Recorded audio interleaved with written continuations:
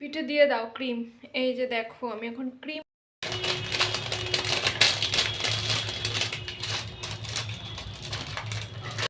আর একটা দেওয়া হয়, মোট 4টে দেবে। আজ সকালটা শুরু হয়েছিল বাইরে থেকে আনা খাবার দিয়ে। আমরা সাধারণত খাবার প্রত্যেকদিন বাইরে খাই না, যেদিন আমাদের বাড়ি থেকে কেউ আসে সেদিন বাইরে থেকে খাবার নিয়ে আসে। মানে আমি তো রুটি পরোটা বানাতে পারি না, ওই জন্য ওগুলো খাওয়ার সম্ভাবনাটা কম, ওই জন্য আমার মা যেদিনই আসে বাইরে থেকে খাবার নিয়ে আসে। তো আজকেও সেরকম কচুরি তরকারি নিয়ে এসেছে। তো দেখো কচুরির তুলনায় তরকারির পরিমাণটা এতটাই বেশি যে আমি ঢালতে পারছি না। আর তরকারিটাতে প্রচুর ঝাল দিয়েছে। এমনিতে কচুরির থেকে না আমার পরোটাটা বেশি ভালো লাগে, মানে ছেঁড়া পরোটাটা আমার বেশি টেস্টি লাগে। তো আমরা এখন খাবারগুলো নিয়ে নিচ্ছি, এখন চা, এই কচুরি তরকারি এই সমস্ত কিছু খেয়ে নেব। তারপর দেখো এখন আবার তোমাদের দাদাভাই কচুরি খাওয়ার পর আবার বলছে যে একটু চা খাবে, আর এই যে মিষ্টি যে ব্রেডটা আছে বা রুটিটা আছে এটা খাবে। এটা লাছা ব্রেড যাকে বলে, ওটা ফ্রুটস দেওয়া আছে, ড্রাই ফ্রুটস। তো ওকে আমি ভালো করে একটু গরম করে দিলাম, যাতে এগুলো তো সেঁকার দরকার পড়ে না, একটু জাস্ট যাতে নরম হয়ে যায়, তার জন্য এটা দিয়ে দিলাম। আর চা করে নিয়েছি 2 কাপ, এখন চা খাবো। শীতকালে দেখবে 2-3 কাপ চা এভাবে চলতেই থাকে, যদিও এই অভ্যাসটা আমার আগে ছিল না। তবে এখন মনে হয় আরেকটু যদি কিছু খাবার থাকে, যেটা ধরো পরোটা দিয়ে খেতে ভালো লাগে, ধরো চা পরোটা থাকলো, তখন আরেকবার চা হয়েই যায়। তো এই সব করে চলছে। এখন আমি চাটা ছেঁকে নিয়ে টেবিলে চলে যাব। তো টেবিলে চলে এসেছি, তোমাদের দাদাভাই তার সাথে টোস্ট বিস্কিটটাও খাচ্ছিলো, আমিও খাচ্ছিলাম। ড্রাই টোস্টটা আমাদের ভীষণ ভালো লাগে। এখানে এখন আমাদের পেঁয়াজ লাগানো হবে, এখানে কল বেরোনো পেঁয়াজ আছে, এখানে মাটি খোঁড়া হচ্ছে, তোমাদের দাদাভাই মাটি খুঁড়বে। প্রথমে বলেছিলাম আলু গাছ লাগাবো, কিন্তু আমাদের ডিসিশন চেঞ্জ হয়েছে, আমরা এখন এখানে লাগাবো আলুও লাগাবে। এখানে আমরা এখন আপাতত লাগাচ্ছি পেঁয়াজ, তারপর লাগাবো আলু। এই যে আলু আছে, পেঁয়াজ আছে, মাটি খোঁড়া হচ্ছে, এখন দেখা যাক আলটিমেটলি কীভাবে লাগানো হয়। আমাদের টবগুলো পড়ে আছে আর পেঁয়াজে কল বেরিয়ে গেছে, ওই জন্য আমরা দুজন চাইছি একটা এক্সপেরিমেন্ট করতে, মানে কয়েকটা পেঁয়াজ আমরা টবে চাষ করছি, দেখি কীরকম হয়। ইদানিং আমাদের গাছ লাগাবার ভীষণ শখ জেগেছে, তো এটা যদি ঠিকঠাকভাবে মানে আমরা করতে পারি, তাহলে ভাবছি আমরা কয়েকটা গাছও লাগাবো, যেমন লেবুর গাছ লাগাবো, যেগুলো টবে হয় আর কি, বড় বড় টব কিনে এগুলো লাগাবো। তাই এটাই হচ্ছে তার মানে ট্রেনিং। তো তোমাদের দাদাভাই শখ করে এটা লাগাচ্ছে, কেউ কিন্তু কিছু মনে করো না, আসলে যারা ভালো গাছ করতে পারে তারা হয়তো অনেক কিছু মনে করতে পারে, তাই বলে দেওয়া। এই যে দেখো সবকটা লাগানো হয়ে গেছে, দেখতে কি সুন্দর লাগছে। আর আমার বাড়িতে একটাই ফুলের গাছ আছে, সেটা হচ্ছে রঙ্গন। তো এটাকে তো যত্ন নেওয়াই হয় না, এমনিতেও ফুল দেয় তার জন্য। তো ওইটাতে আমি একটু গাছের চা পাতা দিয়েছিলাম, তোমাদের দাদাভাইকে বললাম এটা ঘুরে দাও। তারপর আমি চলে এসেছি একটা এক্সারসাইজ করতে, অনেক দিন পর লাফ দড়িটা বার করলাম, তাই ভাবছি একটু খেলি। বিয়ের আগে আমি প্রত্যেকদিন খেলতাম, এখন থেকে আবার স্টার্ট করেছি, শরীরচর্চাটা চালিয়েই যাব। তো এটা নিশ্চয়ই তোমরা অনেকে শর্টসে দেখেছো। আমার না লাফ দড়ি খেলতে খুব ভালো লাগে, আর আমার কোনো অসুবিধাও হয় না, মানে হ্যাবিট আছে, তো ওই জন্য একটু শরীরচর্চা করিয়ে নিই। কিছু কমপ্লিট করে চলে এসেছি রান্নাঘরে। ফুলকপি আলু ভাজা করব, মানে শুকা সবজি যাকে বলে। তো ফুলকপিটা ভেপার দিয়ে নিয়েছি, এদিকে হচ্ছে পুঁই শাক আর ডাল আর চিকেন করব, যেটা তোমাদের সাথে শেয়ার করলাম না, চিকেন তো রোজই শেয়ার করি ওই জন্য। আর দেখো এখানে আলু কেটে নিয়েছি, আর ফুলকপিটা আমি হালকা হালকা মশলা দিয়ে বসিয়ে নিয়েছি। এটাতে আমি খুব বেশি মশলা ইউজ করি না, যেহেতু একটা হালকা সবজি করছি, তো একদম মশলাতে বেশি বেশি মানে রিচ করে ফেলার কোনো মানেই হয় না, ওই জন্য হালকা করেই করেছি। তারপর দেখো এই ফুলটা এখন এই ট্রান্সপারেন্ট জারটার মধ্যে রাখলাম, এই পাথরগুলো দিয়ে।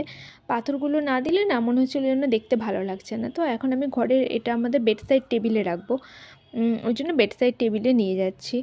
আর তো এটা না ভীষণ সাবধানে নেওয়া করতে হবে, কেননা পটটা তো একেবারে অরিজিনাল গ্লাসের, তো এটা যে কোনো মুহূর্তে ফেটে যেতে পারে।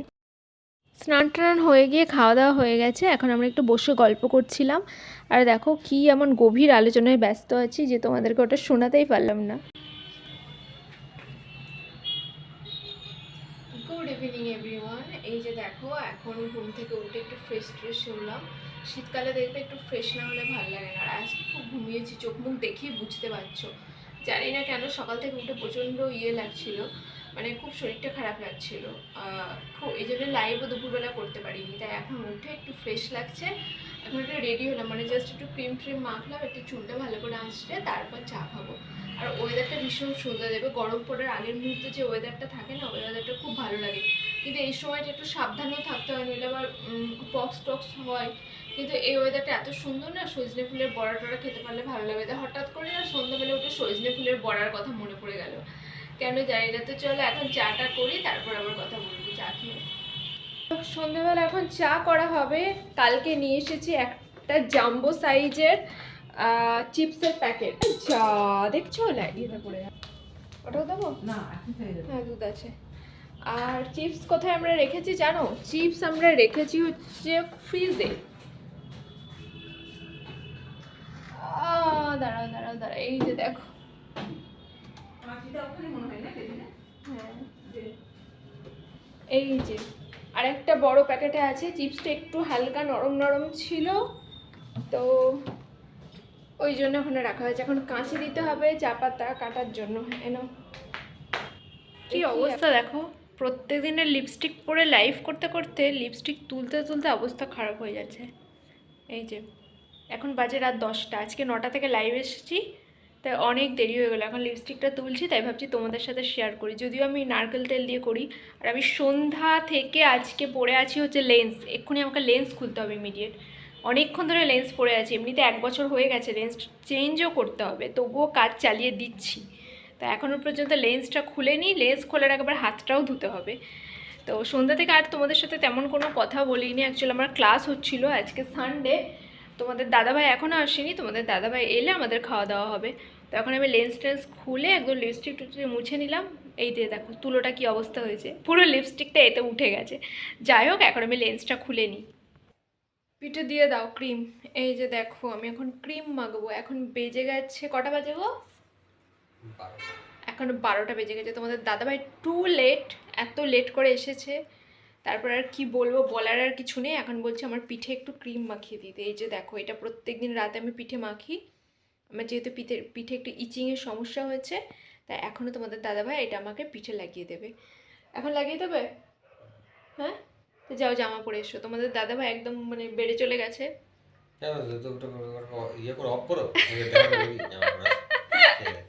বলছে ওটা অফ করে দেখাবে নাকি?